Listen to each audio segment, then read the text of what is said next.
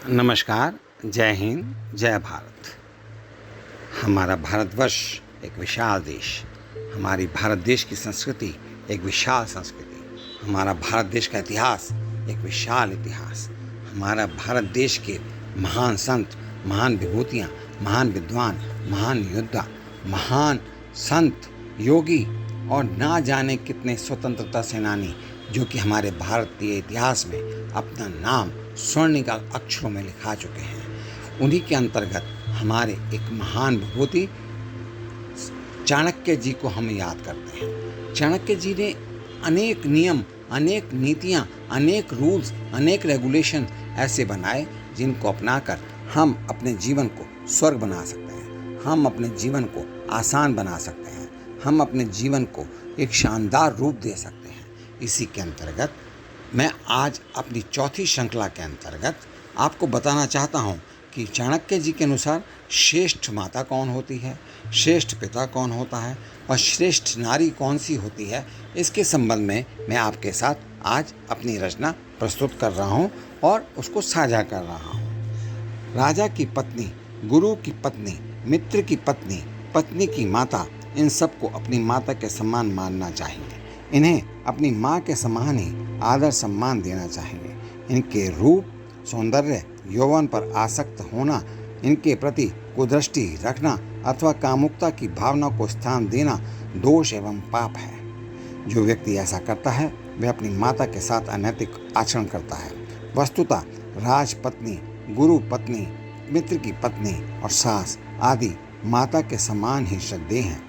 इनका सदा सम्मान करना चाहिए और इनको माता स्वरूप में ध्यान में रखते हुए इनका आदर सत्कार, इनका आदर सम्मान करना चाहिए और हमेशा इनकी इज्जत करते हुए, सम्मान करते हुए इनको कभी भी अपमानित होने नहीं देना चाहिए। इसी प्रकार से अब श्रेष्ठ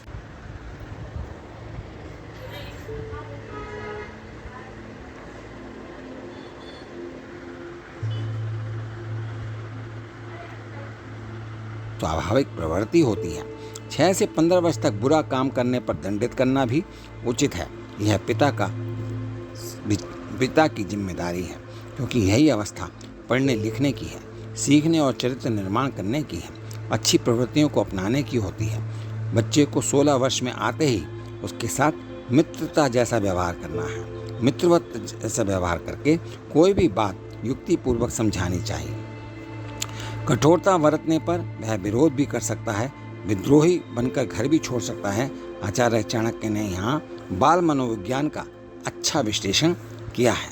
प्रत्येक व्यक्ति जो भी अपने पुत्र को नीतिवान बनाता है, जो उसे श्रद्धालु बनाता है और जो उनमें शील का गुण पैदा करता है, वही व्यक्ति पूजनीय होता है, अर्थात सम्माननीय होता है। आचार्य चाणक्य जी मार्गदर्शन करते हैं कि माता पिता का यह दायित्व बनता है कि बच्चों को संस्कारवान बनाए, उन्हें भले बुरे का ज्ञान कराए। ऐसा तभी संभव है जबकि आप स्वयं संस्कारवान हों, क्योंकि बिना त्याग के फल प्राप्त नहीं होता। जो व्यक्ति बिना निज सुख त्यागे बच्चों के संस्कारवान होने की कल्पना करता है वह मात्र स्वप्न ही देखता है। अतः आवश्यक है कि हम बच्चों को संस्कारित तो करें, किंतु साथ ही आत्मावलोकन भी करते रहें। अभी माता पिता के पश्चात मैं नारी रूप पर आता हूँ। कोयल की मीठी वाणी अर्थात उसका कर्णप्रिय स्वर ही उसका रूप है। कोयल भी कौए के समान काली और कुरूप होती है, परंतु उसका स्वर लोगों के कानों में इतना मधुर और प्रिय लगता है कि वह उसके कुरूप होने की उपेक्षा करके उसकी भद्दी शक्ल का ध्यान न देकर उससे स्नेह करने लगते हैं, प्रेम करने लगते हैं। इसी प्रकार स्त्रियों का सच्चा सौंदर्य उनका पतिव्रता होना है। यदि रूपवती युवती चरित्रहीन है तो उसके रूप सौंदर्य की दृष्टि से साधारण होने पर भी पतिव्रता स्त्री अपनी स्वामी भक्ति के से पति की सहेती बन जाती है। विद्या रूपहीनों का रूप है। इसी प्रकार क्षमा तपस्वी का श्रृंगार है। चाणक्य के महत्वपूर्ण कथनों में से यह एक है। नारी और पुरुष की समानता व श्रेष्ठता का जिक्र करते हुए वह कहते हैं कि नारी में पुरुष की अपेक्षा 2 गुना भोजन करने की क्षमता होती है, जबकि लज्जा 4 गुना अधिक पाई जाती है और साहस 6 गुना अधिक होता है। नारी व पुरुष में कौन कौन कितना उच्च होता है, यह तो गुणों के आधार पर ही तय होता है। किंतु आचार्य चाणक्य जी का कथन है कि नारी पुरुष से उच्च की ही होती है, चाहे मामला काम वासना का ही क्यों ना हो। वह कहते हैं कि स्त्री में काम वासना पुरुष की अपेक्षा 8 गुना अधिक होती है। आचार्य चाणक्य जी की कलम लिखती है कि नदी के तेज बहाव के कारण उसके तट पर खड़े वृक्ष नष्ट हो जाते हैं। उसी प्रकार जो नारी किन्हीं भी कारणों से दूसरों के घर रहती है वह भी सदैव लांछित ही होती है, क्योंकि उसके लिए सतीत्व की रक्षा कठिन हो जाती है। अर्थात नारी को दूसरों के घरों में नहीं रहना चाहिए।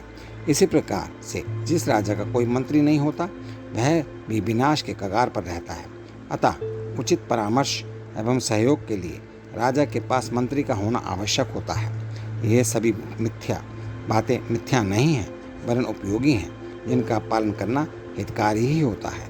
इससे हमारा भला ही होता है। घर विवाहिता पत्नी नारी से ही बनता है, किंतु केवल नारी ही पर्याप्त नहीं, उसमें कुछ गुण भी होने चाहिए। उसका स्वच्छ, कुशल और पवित्र होना वांछनीय है। पतिव्रता होना भी अनिवार्य है। पति के प्रति प्रेम भाव ना होना तो वह पत्नी के कर्तव्यों का निर्वहन नहीं कर सकेगी। मन वचन से सत्य बोलने वाली, अच्छा व्यवहार करने वाली होना भी श्रेष्ठ गुणवती पत्नी के लिए बहुत आवश्यक है। ऐसी ऊपर बताई गई गुणों से संपन्न पत्नी को पाकर पति धन्य हो जाता है। धर्म सबसे ज़्यादा शक्तिशाली है, किंतु बिना धर्म के धार्मिक अनुष्ठान भी पूरे नहीं होते। इसलिए धर्म की रक्षा के लिए धन वांछित है। विद्या की रक्षा प्राप्त करने के लिए ज्ञानानुसार बार बार स्मरण करने से होती है। राज्य सत्ता की रक्षा के लिए नीतिवान व दयापूर्ण व्यवहार वांछित है तथा घर की रक्षा कुलीन स्त्री के द्वारा होती है। चरित्रहीन स्त्री तो घर को नष्ट कर देती है। अभिप्राय यह है कि धन के अभाव में धर्म कार्य भी पूर्ण नहीं होते। अनभ्यास से विद्या कंठस्थ नहीं रहती। राजा के कठोर व्यवहार से प्रजा रुष्ट हो जाती है तथा गृह पत्नी के चरित्रहीन होने पर कोई आंख उठाकर उस घर की ओर नहीं देखता। इस संसार में मानव प्रवृत्ति की तरह सभी वस्तुओं के निर्मल शुद्ध होने की विधि भी अलग अलग है। कांसे का बर्तन राख से मांजने पर चमक उठता है। तांबे का पात्र इमली के पानी से धोने से निर्मल हो जाता है। स्त्री की देह रजस्वला होने के बाद स्वच्छ हो जाती है। शास्त्रों के अनुसार रजोदर्शन के उपरांत स्नान से शुद्ध स्त्री ही संभोग और गर्भधारण के योग्य होती है। यही स्त्री की वास्तविक शुद्धि पवित्रता है। नदी का पानी भी तेज धारा में बहने के बाद स्वच्छ हो जाता है।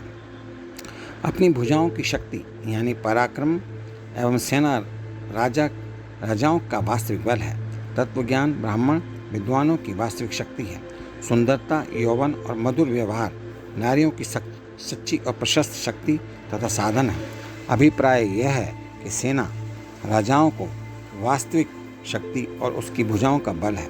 ब्राह्मणों की सच्ची शक्ति जब तप न होकर ब्रह्म की अनुभूति है, सत्य का दर्शन है। इसी प्रकार स्त्रियों की सबसे अच्छी शक्ति उसकी खूबसूरती है, मिठास है, जवानी है, जिससे वे बड़े बड़े योद्धा व तपस्वियों को भी क्षण भर में ही पछाड़ देती हैं। ऐसा मनुष्य स्वयं भी देखता है, अतः प्रत्यक्ष को प्रमाण की आवश्यकता नहीं होती। धरती से निकलने वाला जल पवित्र व शुद्ध होता है। पवित्रता नारी सदैव शुद्ध पवित्र होती है।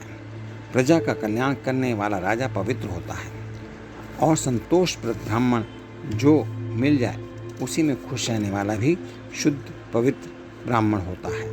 अभिप्राय यह है कि कुएं से निकलने वाला जल, पतिव्रता स्त्री जो केवल पति के साथ भोग करती है, प्रजा का कल्याण करने वाला राजा और थोड़े पर संतोष करने वाला ब्राह्मण वांछनीय है, प्रशंसनीय है, सराहनीय है। उनका जीवन व्यर्थ है जिन्होंने कभी अपने हाथों से दान नहीं किया, कभी अपने कानों से वेद नहीं सुना, अपनी आँखों से सज्जन पुरुषों अर्थात साधु महात्माओं के दर्शन नहीं किए, जिन्होंने कभी तीर्थ यात्रा नहीं की, जो अन्याय से प्राप्त किए धन से अपना भरण पोषण करते हैं, घमंड से जिनका सिर हमेशा ऊंचा रहता है। दूसरे शब्दों में यह भी कहा जा सकता है कि स्त्रियां अत्यंत दुस्साहसी होती हैं। वे अपनी विषय वासना के लिए कुछ भी कर गुजरती हैं। मदिरा के नशे में डूबे व्यक्ति का विवेक ठीक कार्य नहीं करता। वे कुछ भी अंट शंट बक देते हैं। कौवा भक्ष्य अभक्ष्य का विचार न करते हुए कुछ भी खा लेते हैं। इसमें धैर्य नहीं होता, उसमें धैर्य नहीं होता। अभिप्राय यह है कि दुस्साहसी स्त्री, नशा करने वाले व्यक्ति, कौवों के भक्ष्य अभक्ष्य में अंतर ना कर पाना, ऐसे नीच व निंदनीय प्राणियों के जीवन व्यर्थ हैं। उन्हें अपने शरीर का त्याग कर देना चाहिए। धन के लोभियों के लिए मांगना वाला शत्रु रूप है, क्योंकि याचक को देने के लिए उन्हें धन का परित्याग करना पड़ता है। मूर्खों को समझाने बुझाने वाला व्यक्ति अपना शत्रु लगता है, क्योंकि वह उनकी मूर्खता का समर्थन नहीं करता। पर पुरुष से संबंध रखने वाली दुराचारणी स्त्रियों के लिए उसका पति ही शत्रु है, क्योंकि उसके कारण ही उनकी स्वतंत्रता और स्वच्छंदता में बाधा पड़ती है। चोर चंद्रमा को अपना शत्रु समझते हैं, क्योंकि उनके लिए अंधेरे में छिपना जितना सरल होता है, वैसे चांदनी रात में छिपना आसान नहीं होता। किसी भी पुरुष को वेश्याओं से संबंध नहीं रखने चाहिए। वेश्याएं धन प्राप्ति के लिए धन देने वाले का मनोरंजन करने के लिए हंसती हैं। कामी पुरुष को अपनी ओर आकर्षित करती हैं, बातचीत किसी के साथ करती हैं, विलासपूर्वक देखती हैं किसी और को हैं और मन में चिंतन किसी और का करती हैं। धन लोभ के कारण उनका प्रेम प्रपंच किसी एक से नहीं अनेक से होता है। यह प्रेम प्रीति स्थायी नहीं होती। कहने का अभिप्राय यह है कि किसी भी पुरुष को चरित्रहीन नारी के बतियाने और प्रेम पूर्वक देखने को उनका अपने प्रति झुकाव नहीं मानना चाहिए तथा उनकी निष्ठा पर कभी विश्वास नहीं करना चाहिए। निर्धन तथा आजीविका पैदा करने में असमर्थ व्यक्ति बाबा बन जाते हैं। शक्तिहीन पुरुष प्रायः ब्रह्मचारी बन जाता है। असाध्य रोगों से पीड़ित व्यक्ति ईश्वर का भक्त बनकर साधना करता है तथा बूढ़ी स्त्री पतिव्रता बन जाती है। यह आज के युग में भी देखा जा सकता है। जबकि सामर्थ्य होने पर भी ब्रह्मचर्य धारण करने, धन संपन्न होने पर भी विरक्त बनने, स्वस्थ होने पर भी ईश्वर भक्त बनने तथा रूप यौवन के रहने पर भी पतिव्रता धर्म का पालन करने का ही महत्व है। पति की आज्ञा के बिना व्रत उपवास करने वाली नारी अपने पति की आयु को घटाती है। इस पाप को करने के फलस्वरूप उसे मृत्यु के उपरांत नरकगामी माना गया है। पतिव्रता नारी को चाहिए कि वह अपने पति की आज्ञा का पालन करें। पति के निर्देशानुसार उसे आचरण करना चाहिए। नीतिवान महापुरुषों का कहना है कि भूखों मरने वाला व्रत नहीं करना चाहिए, क्योंकि जो नारी इस तरह भूखे रहकर अपने शरीर को कष्ट देती है, उसे फल प्राप्ति तो बहुत दूर, स्वयं कष्टों को भोगती हुई वह अपने पति की आयु भी घटाती है। अर्थ यह है, यदि पति अपनी पत्नी के स्वास्थ्य का ध्यान करते हुए पत्नी को व्रत उपवास करने से मना करता है, तो पत्नी को हठ नहीं करना चाहिए। अन्यथा रोग आदि के बढ़ जाने से धन हानि व शरीर की हानि भी उठानी पड़ सकती है। हर पदार्थ के अपने अपने गुण होते हैं। तुंडी कुंदरू के सेवन करने से बुद्धि तत्काल नष्ट हो जाती है, किंतु शरीर में असीम ताकत की वृद्धि होती है। इसके विपरीत वचा एक जड़ी है, इसके सेवन करने से शीघ्र ही बुद्धि विकसित हो जाती है। यह आयुवर्धक, वात पित्त कफ नाशक होती है। नारी शीघ्र ही शक्ति का हरण करने वाली होती है और दूध के पीने से तत्काल खोई हुई ताकत वापस लौट आती है। नारी का अत्यधिक संग करने से शीघ्र ही बुढ़ापा आ जाता है। इस श्लोक के माध्यम से आचार्य चाणक्य ने यही दर्शाया है कि तुंडी बुद्धि नाशक और वचा बुद्धि वर्धक है, नारी शक्ति नाशक है और दूध शक्ति वर्धक है। सद्या प्रज्ञा हरि तुंडी सद्या प्रज्ञा करी वचा सद्या शक्तिहरा नारी सद्या शक्तिकरं पया। न दानै शुध्यते नारी नोपवासश्यतेरपि न तीर्थसेवया तद्दर्वतु पादोदकर्याथा। इस संसार में कोई भी नारी तरह तरह के दान करने, सैकड़ों व्रत करने, तीर्थ स्थानों में स्नान करने से भी वैसी पवित्र और शुद्ध नहीं होती जैसे अपने पति की हृदय से सेवा करने से शुद्ध हो जाती है। नारी के लिए उसका पति ही गति, प्राण, संपत्ति, धर्म, कर्म, काम और मोक्ष का साधन है। अर्थ यह है कि किसी भी नारी के लिए पति सेवा से बढ़कर दूसरा कोई फलदायक पुण्य कार्य नहीं है। इस प्रकार से आपने देखा कि सब बातें जो चाणक्य जी ने बताई वे अक्षर अक्षर सत्य हैं और इनका हमारे जीवन में बहुत अधिक महत्व है। और इन चाणक्य नीति को अपनाकर हम अपने जीवन को सफल, सुगठित, सुसंगठित और एकता बनाते हुए हम अपने घर में परिवार में प्रेम का, प्यार का वातावरण प्रस्तुत कर सकते हैं। इन्हीं शब्दों के साथ मैं आप सभी परिवारजनों के लिए मंगल कामनाएं और शुभकामनाएं करता हूँ, आशीर्वाद करता हूँ, आशीर्वाद देता हूँ। और आपको यदि मेरी यह रचना अच्छी लगी तो आप मेरे चैनल को प्लीज़ सब्सक्राइब कीजिए, ताकि मुझे प्रेरणा मिले, मैं और भी अच्छी अच्छी रचनाएं आपके समक्ष लेकर उपस्थित होता रहूं। बहुत बहुत धन्यवाद। नमस्कार। जय हिंद। जय भारत।